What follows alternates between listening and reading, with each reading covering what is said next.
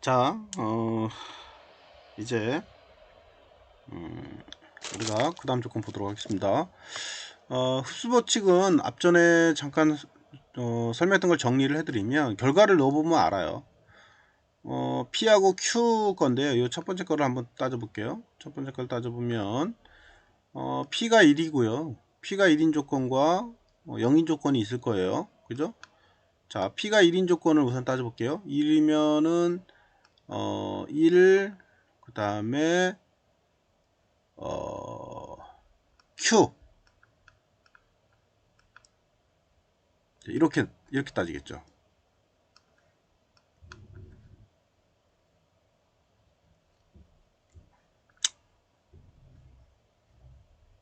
자, 이렇게 나오겠죠. 그죠? 근데 이 조건에서 결국은 Q가 1인 경우와 Q가 0인 경우가 존재하겠죠. 그죠? 그 다음에 P가 이제 P 조건으로 보면 P 조건은 0일 때가 있을 거고요. 그러니까 P가 1일 경우와 그러니까 P가 0일 경우 두 가지로 나뉘겠죠. 그러면 0이면 0, 그 다음에 Q 이렇게 나뉠 거예요. 두 가지 조건. 그죠?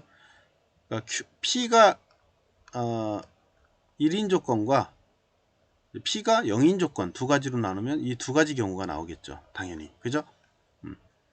그러면 이 조건에 이제 또 두 가지가 나올 거고요. 이 조건에 두 가지가 나오겠죠. 뭐가? Q가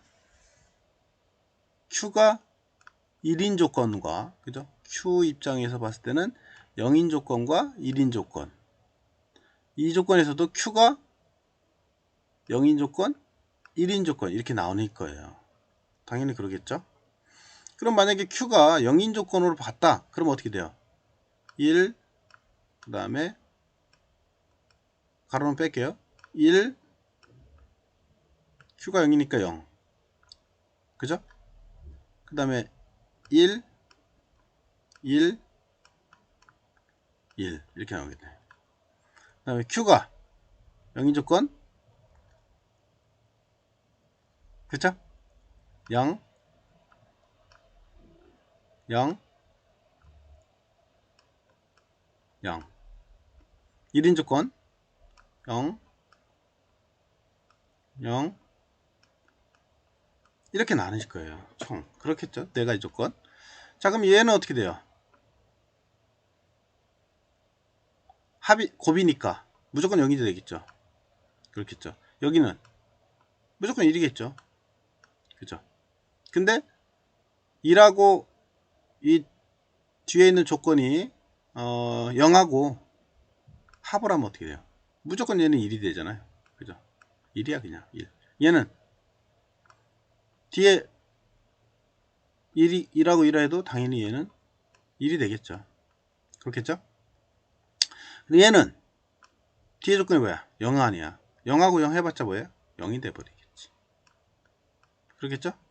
얘는 D가 0, 1이 해도 0을 합해도 얘는 0이잖아요.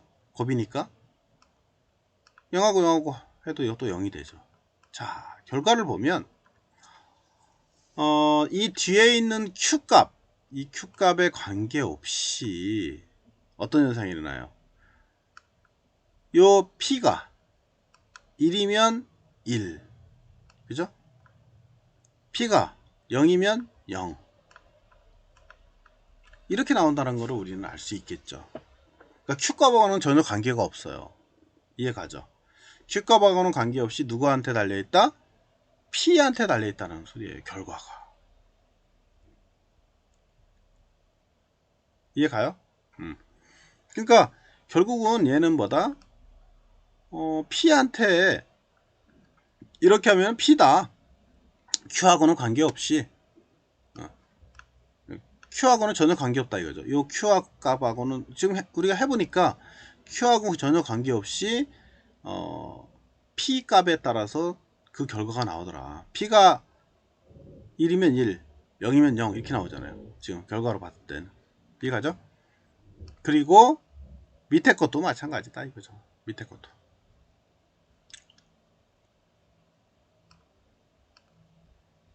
이 밑에 것도 마찬가지다 이거죠. 순서가 바뀐 것 뿐이지. 이런 거를 우리 이제 P에 흡수된다 해서 이제 흡수 법칙이다 이렇게 얘기를 합니다. 헷갈릴 수 있는데 이걸 잘 따져보면 논리를 우리는 알 수 있겠죠.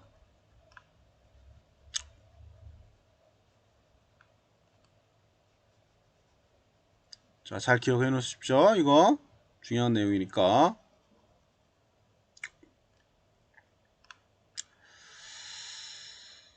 흡수 법칙.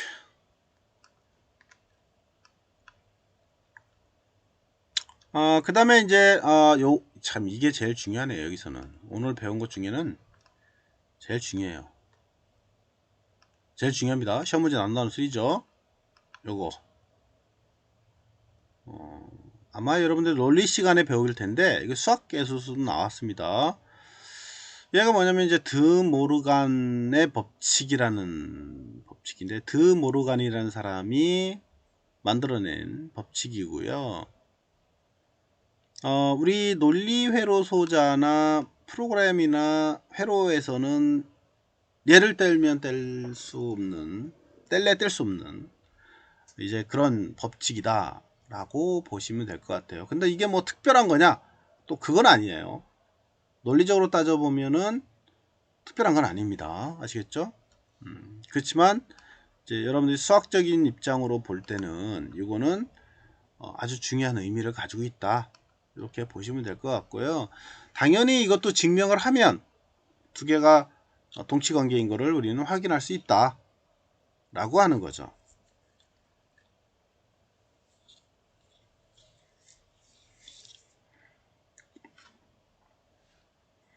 자, 그러면 어떤 관계인지 한번 보도록 합시다.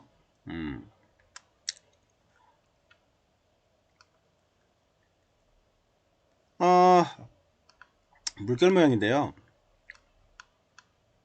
P하고 Q를 합했습니다.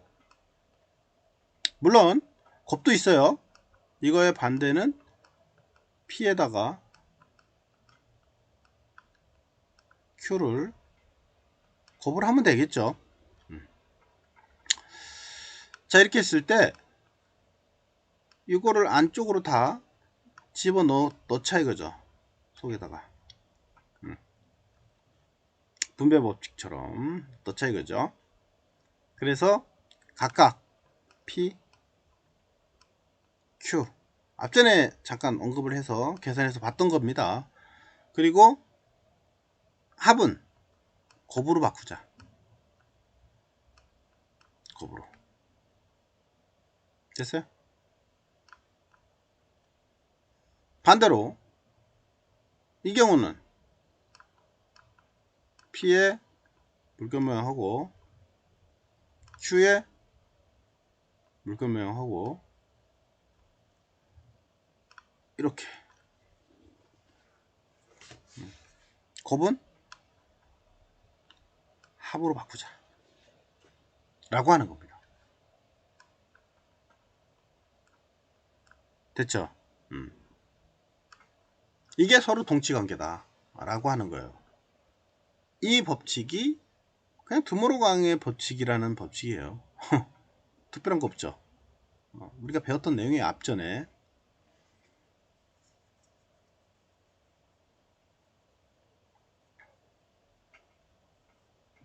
결과값은 같이 나왔죠. 이게 아까 우리가 풀었던 것 중에 앞전에 있었습니다. 어디였죠? 이거였죠? 이거 사실은 여기서는 두 개의 논리가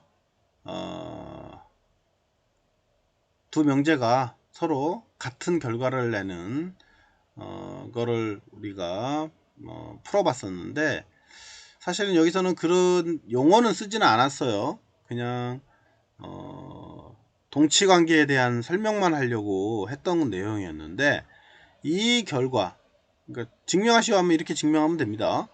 이 결과가 바로 나오는 이 법칙의 이름을 우리 이제 드모르간의 법칙이다 라고 하는 용어를 쓴다 라고 하는 겁니다. 아시겠죠? 드모르간의 법칙을 그 증명하시오 라고 하면 앞전에 우리 설명했던 대로 증명을 하시면 됩니다.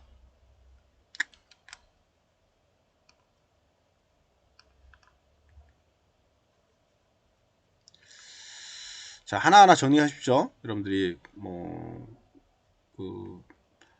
이 진리 명제라고 하는 거는 진리표와 명제라고 하는 거는 우리 그 디지털에서는 상당히 중요한 의미를 갖기 때문에 잘 알고 있어야 돼요. 그리고 각각의 이런 법칙들도 당연히 좀 알고 있어야 하고요. 그래야 다음에 여러분들이 논리 회로를 만들고 그 논리 회로를 간소화시키거나 이게 복잡한 거를 심플하게 바꾸거나 할 때도 많이 활용을 하는 거니까. 그 다음에 뭐 밑에 두 가지 조건이 있는데요. 이건 조건 법칙과 대우 법칙이라는 게 있는데 굳이 이거는 암기할 것까지는 필요가 없습니다. 그냥 이런 게 있구나 라는 정도까지만 보고 넘어가면 될 것 같아요. P, Q 이거는 이거하고 같다.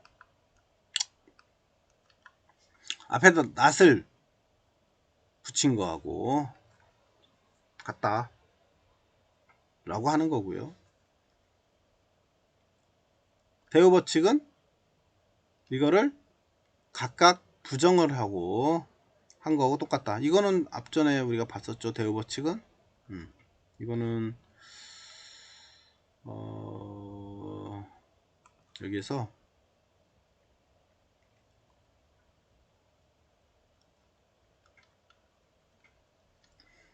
이 명제하고 이 명제가 대우를 하겠었죠. 근데 결과는 같다 했습니다. 그죠? 네. 앞에 했던 내용입니다.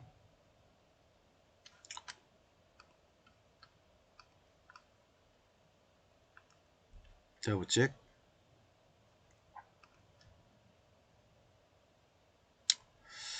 자, 그래서 이 앞에 있는 내용들은 잘 정리를 해 놓으시고요. 드모로 강의 법칙, 그 다음에 여기서 중요한 건 분배 법칙. 이 두 가지는 잘 숙지를 해 놓으시죠. 이거하고 이거는 아시겠죠? 한 번씩 정리해 보시죠.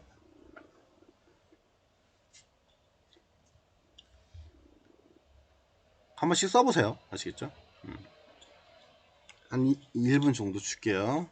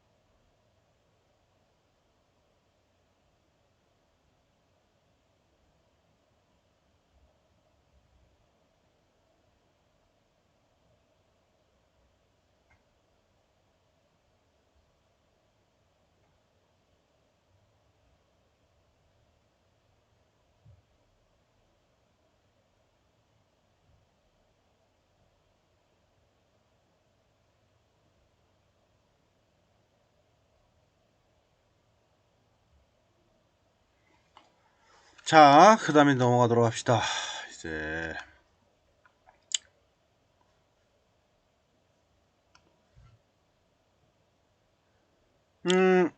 논리적인 동치관계의 기본 법칙들을 이용해서 이걸 한번 풀어보자 라고 하는 겁니다. 그래서 요거임을 한번 증명해보자 라고 하는 거예요.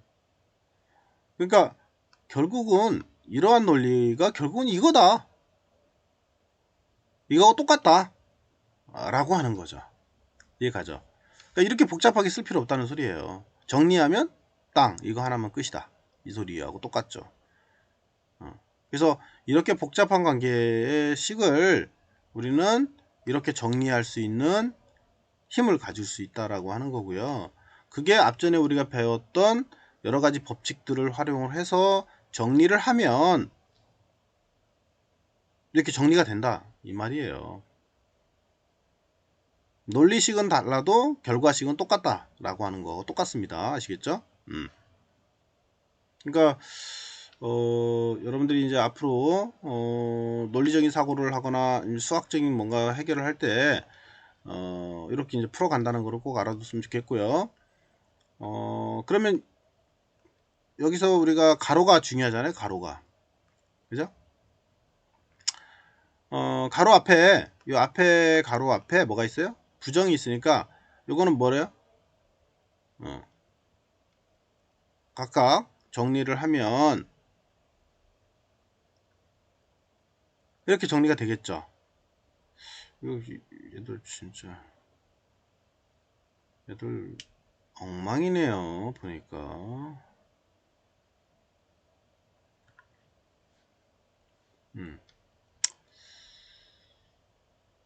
자, 요 앞에 부분만 드모르간 법칙이 성립하는 겁니다. 요 앞에 부분만. 뒤는 그대로 간 거예요. 요 뒤쪽은 그대로 간 거고요. 뒤는 그대로 간 거고요. 앞에만 드모르간 법칙을 적용한 겁니다. 이 부정을 이쪽에 따로 저쪽에 따로. 가운데 뭐예요? 곱은 뭘로 바꿨어요? 합으로 바꿨죠. 이해가죠? 곱은 합으로 바꿨습니다. 요 곱을 합으로 그리고 각각에 대해서 부정을 하면 되겠죠. 됐죠? 근데 이 부정의 부정 뭐였죠? 자기 자신 했죠? 그래서 자기 자신 그 다음에 합 부정 Q. 당연히 이건 할 수 있을 거라고 보고요. 위에 밑에 거는 뒤에 거는 그대로 내려왔고요. 그죠? 이중 부정의 법칙이죠? 그죠? 그 다음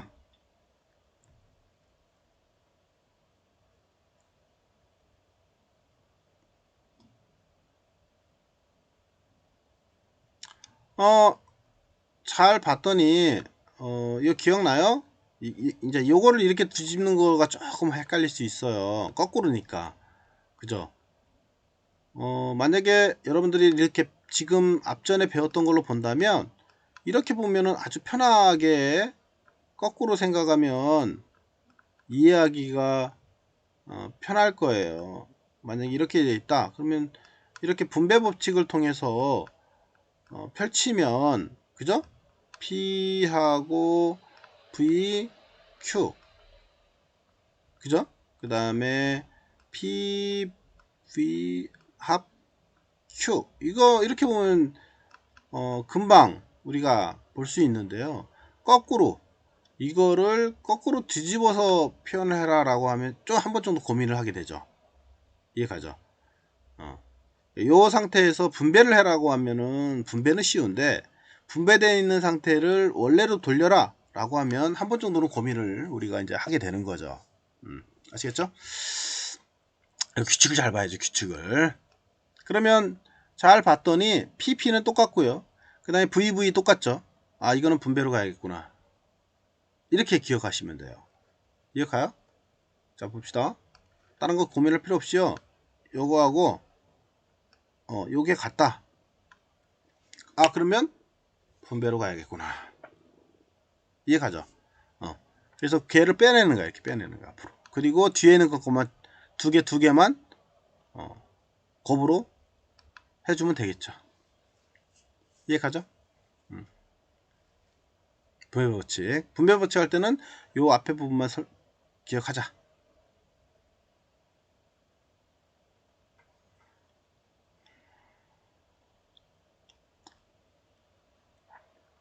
자, 그 다음. 자, 요 두 개를 잘 유심 있게 보면 어때요? Q와 그 다음에 Q 혹은 P와 P 앞에 물기로 했어요. 이거 뭐죠? 여기다 1을 넣으면 0이 되고 0을 넣으면 1이 됐잖아요. 그죠? 결국은 얘는 뭐가 나왔어요? 합인 경우, 곱인 경우는 무조건 0이야. 무조건 0이야. F. 얘 가자. 만약에 합인 경우는 어떻게 합? Q하고 Q가 합이야. 합으로 가면 여기가 0이면 1, 1이면 0. 이건 뭐야? 참이죠. 참. 무조건 참. 이해 가죠? 그래서 요 뒷부분에 붙어야 할 게 뭐다? 우리가 결국은 참이 되는 거고요. 그러니까 거짓이 되는 거고요. 이 뒤에 F가 붙었죠. 그 다음 P하고 F하고 붙으면 어떻게 돼요? 그리고 뭐예요? 합이야. 합. 부정법칙이었고요. 그 다음에 이거는 이제 항등법칙으로. 그래서 앞에가 1이면 1, 0, 0이면 0, 0 이렇게 되는 거죠. V니까 합이니까 결국은 얘는 1 나오고 얘는 0이 되겠죠. 이 뒤에 있는 거하고 뒤에 있는 게 0이니까 결국은 얘 조건에 맞춰서 나오겠죠. 결과가. 항등법칙. 자, 이렇게 해서 이 아주 긴 내용을 정리했더니 결국은 P가 나오더라 라고 하는 거고요. 그 안에서 변화되는 과정을 봤더니 드모르간 법칙도 적용됐고 이중부정법칙도 적용됐고 분배법칙도 적용됐고 부정법칙도 적용됐고 항등법칙도 적용돼서 저렇게 간략한 형태의 결과를 유출을 해내더라 라고 하는 거죠.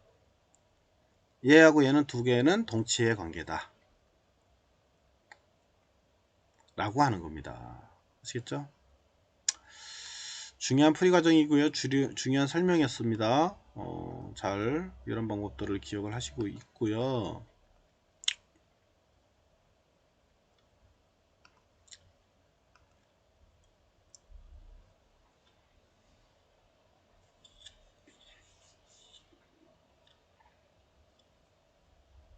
그 다음에 쌍방 조건 P이면 Q이고 Q이면 P다인데 이것을 P와 Q 명제와 그 다음에 연산자로 표현을 하면 이렇게 표현할 수 있다는 거죠. 우리가 요 말의 표현을 연산자로 표현하면 P는 Q이고 그죠? 이고 그리고 Q는 P다. 요거 두 가지 조건이 만족을 해야 돼요. 그죠? 곱이니까. 어느 한 조건만 있으면 안 돼요. 두 가지 조건이 다 만족을 해야만 되는 조건이고요.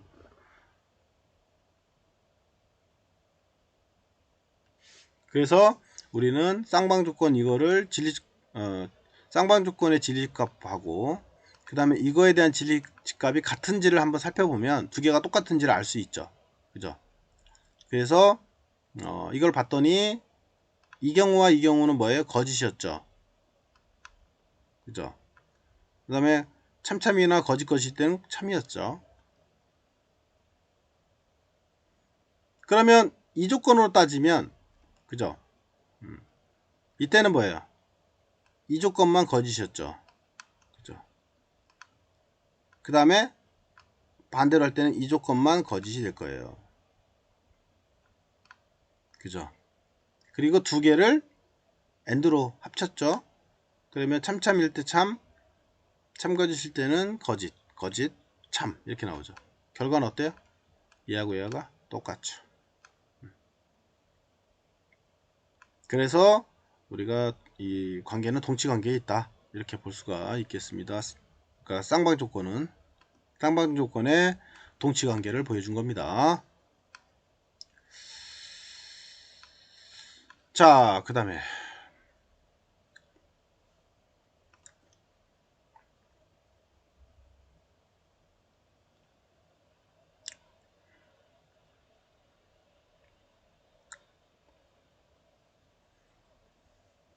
추론은 큰 의미는 없는데 이거는 이제 한번 읽어봅시다. 주어진 명제가 참인 것을 바탕으로 새로운 명제가 참이 되는 것을 유도해 넣는 것을 우리는 추론이다. 우리 이제 뭔가 이렇게 끌어내는 것을 이제 추론이라고 하잖아요. 그래서 주어진 명제가 참을 바탕으로 해서 주어진 명제가 있어요. 걔가 참이야. 그 참을 기준으로 해서 하는 거예요. 참을 바탕으로 새로운 명제가 참이 되는 것을 유도해내는 거다 이거죠. 앞에 있는 논리가 참인데 뒤에 있는 거를 참으로 이렇게 유도해내는, 추론해내는 방법을 이제 우리가 추론이다라고 하는 거라는 거죠. 그 앞에 그 참인 명제가 하나가 필요한 거죠. 그죠? 그래서 여기서 주어진 명제들이 P1, P2, P3 이렇게 여러 개가 존재하는 거를 전제로 해서 이제 따져준다라고 보시면 될 것 같고요. 그래서 이게 새로운 유도된 명제, 새로이 유도되는 명제를 우리 이제 Q라고 하고 그 Q를 이제 결론이라고 이제 한다라고 하는 거죠. 그러니까 앞전에 주어진 명제를 전제로 해서 새로이 유도되는 명제 Q를 만들어내는 거, 그 Q를 이제 만들어내는 결론, 결과 뭐 이런 거가 되겠죠. 그래서 이렇게 만들어내는 추론은 규칙이 있다는 거죠. 여러 가지의 추론 규칙을 가지고 나타낼 수 있다 라고 하는 거고요. 그래서 주어진 전제가 참이고 결론도 참인 추론을 유도해내는 거를 우리는 이제 유효 추론이다 라고 한다는 거죠. 전제 조건이 참인데 그 참의 조건을 가지고 결론을 참으로 유도를 해내는 거를 우리는 이제 유도한다라고 하죠. 이렇게 유도한다 그런 의미로 해서 이제 유효 추론이다 이제 이렇게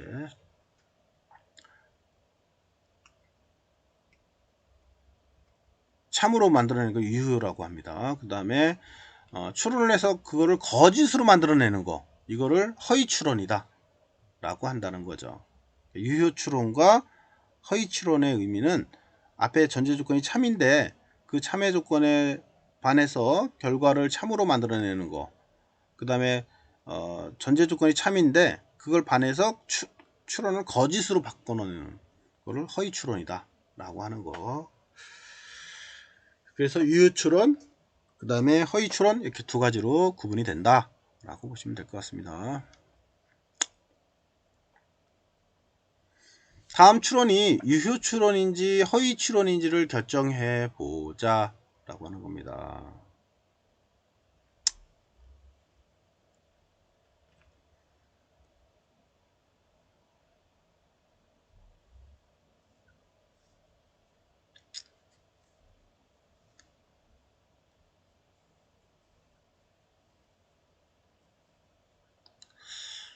이거는 사실 이제 저기 확률하고 약간 연계돼서 우리가 봐야 하는 부분인데,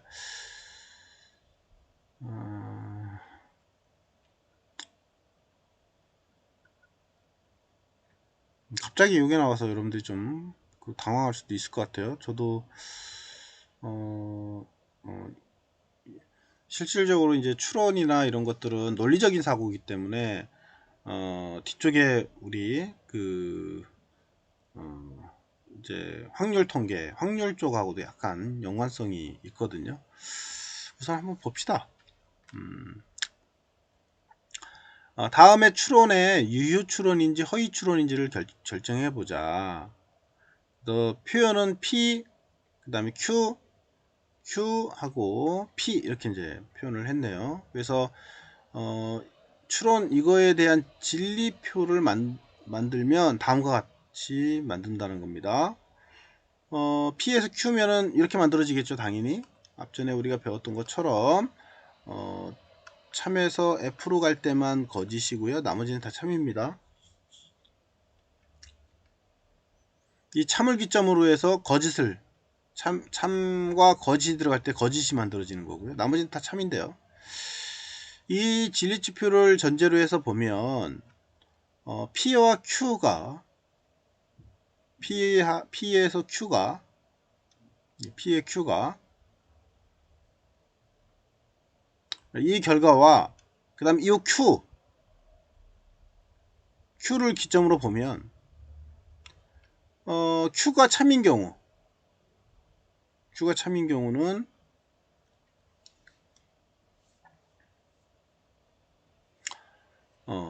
이 두 가지가 참인 조건이에요. 얘가 참이고 그 다음에 이제 얘가 참인 조건인 경우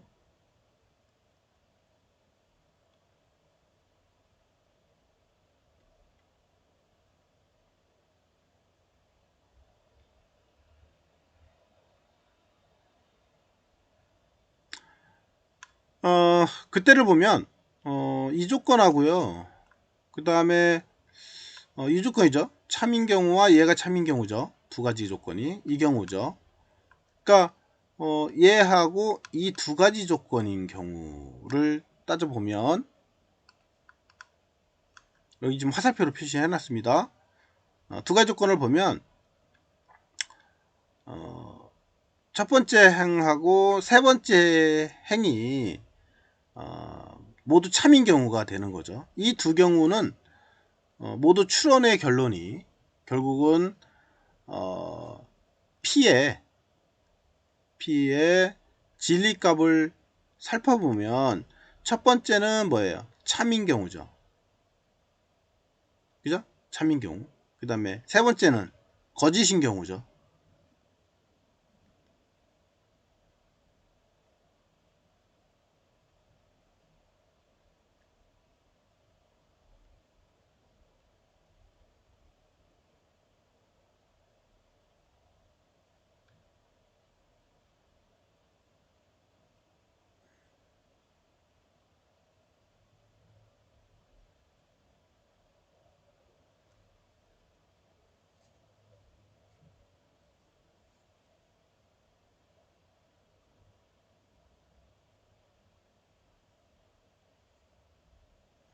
그래서 여기 이 부분을 보면 이 뒤에 이제 결론은 뭐냐면 P로 표현을 했잖아요. P. 그러니까 P를 기점으로 해서 이제 Q 값을 우리가 보는 건데 이 경우는 참인 경우는 참으로 봤는데 이 경우는 뭐예요?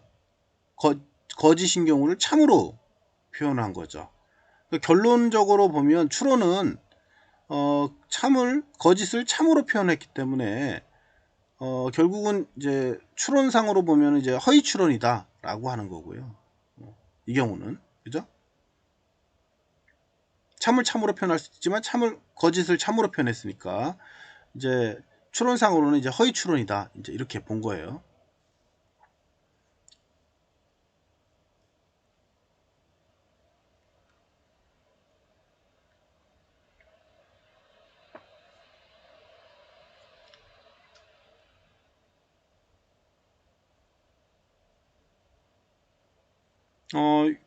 요거는 뭐 원래 진리지표를 가지고 그냥 우리가 따져주기 위해서 논리적으로 따져주기 위해서 이제 표현해 주는 거니까 그래서 이 첫 번째 하고 그러니까 P를 기점으로 해서 어쨌거나 두 가지의 추론은 추론의 결론이니 이제 P를 기점으로 해서 본 거거든요. 그러니까 P의 진리값을 살펴봐서 이제 첫 번째가 그러니까 P를 기점으로 보라는 소리예요. 결론은. 그래서 그걸 가지고 봤더니 첫 번째 행은 참이고 그 다음에 세 번째 행은 거짓의 값을 가지게 되어져 있다 라고 하는 거고 결국은 P 값을 기준으로 봤을 때 결과론적으로는 이제 반대로 출력이 돼서 이제 얘는 허위 추론이 된다 라고 하는 거를 보여준다 라고 하는 겁니다. 큰 의미는 없고요. 결과적인 부분은 이제 원래는 참으로 표현을 해서 우리가 그 유효 추론인지 아니면 이제 허위 추론인지를 그냥 판단하기 위해서 내놓은 내용이니까 큰 의미는 없습니다. 근데 결국은 얘는 뭘 가지고 P라는 걸 가지고 이제 결론적으로 우리가 본 거예요. 그래서 PQ라고 하는 논리를 가지고 결국은 이 Q를 대상으로 우리가 봤는데 그 Q의 대상은 뭘로? P를 가지고 판단을 했다라고 보시면 될 것 같습니다.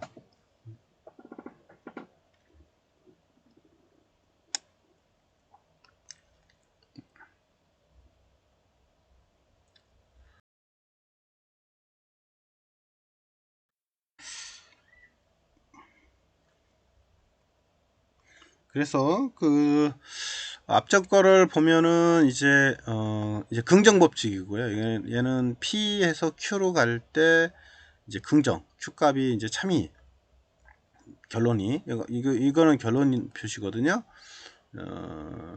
P에서 Q로 갈 때 이제 참이 되는 조건, P에 Q로 갈 때 이제 P에 반전이 되는 조건, 부정 조건이 되는 거죠. 그래서 앞전에 우리가 요 표로 보면 P에서 Q로 가는 거잖아요. 이렇게 이제 P에서 Q로 갈 때 거짓인, 그 다음에 이거가 이렇게 가는 거죠. 그죠?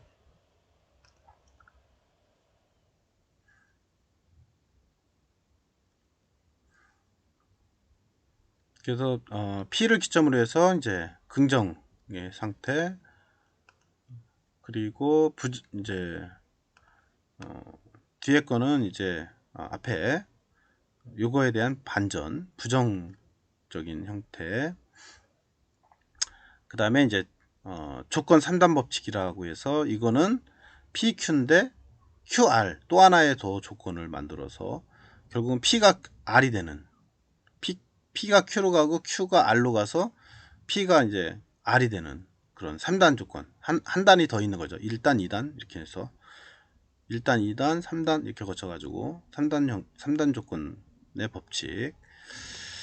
그 다음에 선언 3단 법칙이라는 게 있다라고 합니다. 그래서 P하고 Q의 관계에 있어서 부정이 있고요.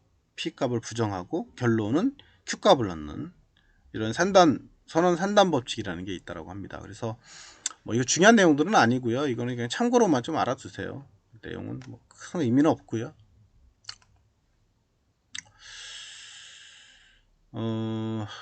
뭐 얘들은 이제 양도 법칙이 성립을 하더라. 이것도 되고 이것도 되고. 그래서 P가 Q가 되고 그 다음에 R이 S가 되는 조건에서 결국은 Q와 S가 그 다음에 P하고 R은 합의되고 그 다음에 Q하고 S는 결론적으로 나온 거는 두 개가 합의 돼서 얻을 수 있다 라고 하는, 이렇게도 되고 이렇게도 되고 양분된 조건을 가질 수 있다 라고 하는 거고, 파괴적 법칙이라고 하는 거는 요 조건과 요 조건이 있으면 이게 이제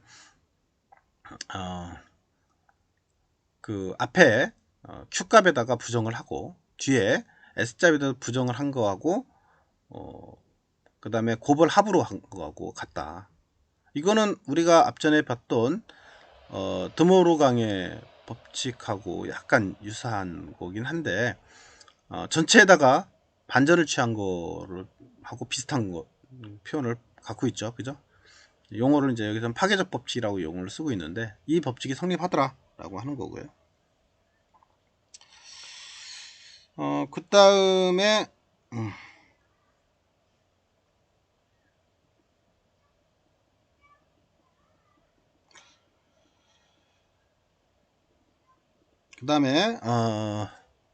분리법칙, 그죠? 선접 법칙. P가 있으면 P라고 하는 거는 P하고 Q하고 이제 곱하고 같다. 그 다음에 P하고 Q가 곱이면 이건 합이고요. 곱이면 P하고 같다. 서로 분리하는 거라고 하는데 분리법칙. 그 다음에 뭐 연접법칙. P하고 Q하고 두 개가 각각이 있으면 각각을 두 개를 곱한 거하고 같다 라고 하는 연접 법칙이라는 게 있답니다. 그래서 요 추론적인 내용들은 큰 의미는 없습니다. 그래서 그냥 참고로만 좀 알아두시고요. 다음에 우리가 이제 확률 통계할 때 다시 이 추론에 대한 얘기는 다시 한번 하긴 할 텐데, 여기서는 굳이 이 내용이 들어갈 필요는 없는데 요 강의 자료에서는 좀 들어가 있었던 것 같아요. 그래서 여러분들이 참고로만 좀 알아놨으면 좋겠습니다. 앞전에 설명한 거를 이제 다시 표현한 것 뿐이에요. 이거는 P에서 Q, R에서 S, 그러면 P하고 R, 그 다음에 Q하고 S 하고의 관계. 요거죠. 요거 P하고 R하고 관계, Q하고 S하고 관계. 두 개를 분리해서 놓은 겁니다. 그건 이제 PQ, 그 다음에 RS, PV, QS 이렇게 이제 표현한 거고요. 뭐 큰 의미는 없고 그냥 한 번만 이거는 훑어만 보고 넘어갈게요. 이제 네, 그래서 뭐 쭉쭉 그 설명이 나와 있는데 요것도 지금 이제 그 P하고 Q해, P하고 Q, 그 다음에 Q하고 R, 그래서 P하고 R, P에서 R하고 한 거하고의 유효 출원 조건, 유효 출원임을 증명을 이제 진리지표를 이용해서 한번 보자라고 하는 거예요. 그래서 얘는 이제 PQR이 존재하는 거죠. 세 가지 조건이 존재하고요. 그래서 세 가지 조건을 진리지표로 만든 거예요. 그죠? 참참참, 참참일, 참참 거짓, 그 다음에 참 거짓 참, 이런 식으로 쭉 해서 총 경우의 수가 몇 가지냐면 세 가지 조건이니까 총 8가지 조건이 나오겠죠. 8가지 조건 중에 이제 우리가 봐야 하는 거죠. 그죠? 그래서 첫 번째 P하고 Q로 가는 조건 중에서 P가 참이고 그 다음에 Q가 참인 경우, 그죠? 그 다음에 참인 경우죠. 그 다음에 이제 F가 거짓이고 그 다음에 Q가 참인 경우. 그 다음에 이제 F가 거짓이고 F가 거짓인 경우. 그 다음에 F가 F고 F인 경우. 그러면 이제 P하고 R하고의 입장으로 보면 여기가 참이고 여기가 참인 경우, 그죠? 그 다음에 거짓이고 또 참인 경우, 그죠? 거짓이고 참인 경우, 거짓이고 참인 경우, 거짓이고 거짓인 경우죠. 이렇게. 자, 그러면 이제 그 진리지표의 이 마크한 부분들을 보면 P하고 Q의 관계고요. 그 다음에 Q하고 R의 관계를 이제 보려고 하는 겁니다. 결국은 모두가 이제 참인 경우죠. 이 경우들은, 그죠? 참참인 경우는 참이었었고요, 그죠? 그러니까 얘하고의 관계, 그 다음에 얘하고의 관계, 이게 더 중요하죠. 왜냐면 지금 우리가 보였던 것처럼 우리가 봐야 할 조건은 요 관계, 그 다음에 요 관계, 그리고 결론은 얘하고 얘 관계죠. 그러니까 요 두 개의 관계를 봐야 하고요. 그 다음에 이 두 개의 관계를 봐야 하고요. 그 다음에 얘하고 얘의 관계를 봐야 하는 거죠. 그래서 이렇게 세 가지로 표현한 거예요. 이해가죠? 이렇게. 그랬을 때 우리가 앞전에 봤던 것처럼 이 조건에서는 뭐예요? 항상 참이고 그 다음에 거짓인 경우, 그죠? 앞으로 가볼까요? 앞으로 잠깐 넘겨볼게요. 어디 갔냐? 자, 이 경우 여기서 뭐였어요? 참에서 참으로 가거나 거짓에서 참으로 가거나 참에서 참으로 갈 때는 거짓 때는 다 참이에요. 그죠? 근데 참에서 거짓으로 갈 때만 거짓이 되는 거죠. 그죠? 자, 그러면 참에서 거짓으로 갈 때만 거짓이인 거죠. 그러면 여기서 참에서 여기서 보면 참에서 거짓으로 갈 때만, 아이고 잘못됐네요. 다시 표현합니다. 참에서 거짓으로 갈 때만, 이때만 거짓이었잖아요. 이렇게. 그죠? 나머지는 다 참이에요. 그러면 이제 그걸 따지는 거죠. 참일 때는 참이고요. 그죠? 참일 때는 참이고, 그 다음에, 참에서 거짓일 때는 거짓이 되고요. 그죠? 그 다음에 참에서 거짓일 때는 거짓이고요. 그 다음에 거짓 참일 때는 참 이렇게 되겠네요. 요 두 가지 조건만 거짓이고 나머지 참이 될 거고요. 두 번째 조건은 Q하고 R인 경우는 이 경우하고 이 경우 두 가지만 거짓이 되는 거죠. 나머지 참이고요. 그죠? 그 다음에 Q하고 R로 갔을 때는 이 경우하고 이 경우만 거짓이 되는 경우죠. 나머지는 다 참인 경우예요. 그죠? 그럼 실질적으로 우리가 참인 조건을 보면 이때가 다 참이고요. 그죠? 모두가 다 참인 경우는 그 다음에 이때가 참이고, 이해 가죠? 그 다음에 이때가 또 참이고요. 그 다음에 이때가 참인 경우. 그래서 모두가 참인 조건은 이 조건, 이 조건, 이 조건, 이 조건일 때가 참인 거죠. 이 세 가지 조건이 다 참인 경우는. 이해 가죠? 그래서 이유추론의 진료표를 봤더니 결국은 요 3단의 모든 추론이 다 참인 경우, 그죠? 참인 경우, 이 경우, 이 경우, 이 경우, 이 경우 네 가지 경우인데 이 경우는 다 3단 법칙의 추론을 봤더니 다 유효추론이다, 다 참인 조건이다 라고 하는 거를 결론을 낼 수가 있는 거죠. 그래서 요 조건, 요 조건, 그 다음에 이 조건이 다 참인 조건을 표현하면 이때를 우리가 볼 수 있다 라고 하는 겁니다. 자, 나머지는 뭐 그렇게 정리하시면 될 것 같고요. 그래서 표현은 뭐 우리가 이제 이렇게 요 앞에 있는 수식처럼 이제 표현을 한 것뿐이에요. 그래서 이렇게 이때 이렇게 이제 추론이 결론이 나온다. 그리고 얘는 결국은 유효추론이다. 이렇게 보시면 될 것 같습니다. 다 참이니까. 나머지는 뭐 이제 쭉 내용 읽어보시면 될 것 같고요. 그래서 변수의 값이 변수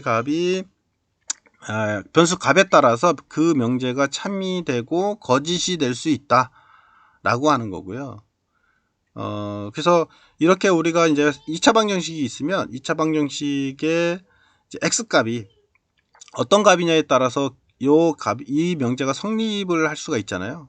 그래서 넣어봤더니 x값이 2인 경우, 그죠? x가 2인 경우, 마이너스 2인 경우, 혹은 x가 마이너스 3인 경우는 참의 값을 갖는다 이거죠. 이 결과가 똑같다. 그리고 그 외의 값을 넣었더니 다 거짓 값이 되더라. 이게 성립이 안 된다라고 하는 거예요. 그래서 우리가 이 경우를 만족을 시키는 변수가, 이런 경우 우리가 만족을 시킬 수 있는 변수가 있냐 없냐인데 당연히 변수는 존재하죠. 이 두 가지 변수가 있으면 된다라고 하는 거예요. 그죠? 그래서 이와 같은 형태의 명제를 우리는 이제 px라고 표현을 하고요. 그 다음에 px를 우리는 이제 변수 x에 대한 명제 수로라고 한다라고 하는 거죠. 그래서 명제 논리와 구분해서 명제 수로에 대한 논리를 우리는 이제 수로 논리다, 이런 용어로 붙인다라고 하는 겁니다. 그래서 뭐 여기서는 이제 수로 논리가 어떤 의미를 갖느냐라고 하는 거니까요. 큰 의미는 없습니다, 사실은. 그래서 그냥 참고로 보시면 될 것 같고요. 그래서 x는 3보다 크다라고 하는 수로임을 보여보자 라고 하는 거죠. 그래서 변수가 x가 1을 배정을 하면 진리값이 거짓이 돼버리죠. 그죠? 크진 않죠. 3보다 작죠.